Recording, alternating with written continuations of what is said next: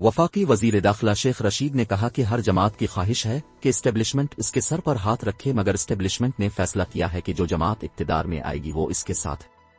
راولپنڈی میں میڈیا سے گفتگو کرتے ہوئے وزیر داخلہ کا کہنا تھا کہ نواز شریف کی آمد کا شور مچا ہوا ہے، کوئی کہتا ہے کہ وہ آ رہا ہے اور کوئی کہتا ہے کہ نہیں آ رہا، نواز شریف کے آنے سے کیا فرق پڑے گا؟ یہیں سے گئے تھے، لوٹ بھی آئیں گے تو کیا ہو جائے گا؟ کچھ نہیں ہونے والا۔ عمران خان 5 سال پورے کریں گے اور 5ویں سال میں مہنگائی کا خاتمہ بھی کریں گے۔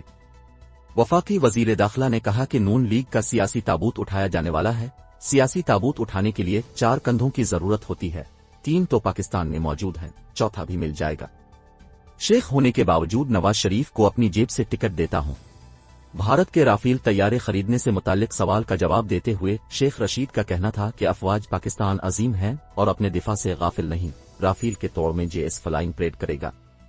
نالا لئی کی تعمیر سے متعلق شیخ رشید نے کہا کہ لگتا تھا نالا لئی میرے مرنے کے بعد بنے گا، اب خواب پورا ہوا، نالا لئی مکمل ہو گیا تو شہر کی تاریخ بدل جائے گی۔ وزیر اعظم سے کہا ہے کہ ماں بچہ ہسپتال کو ہر صورت تعمیر کرنا ہے۔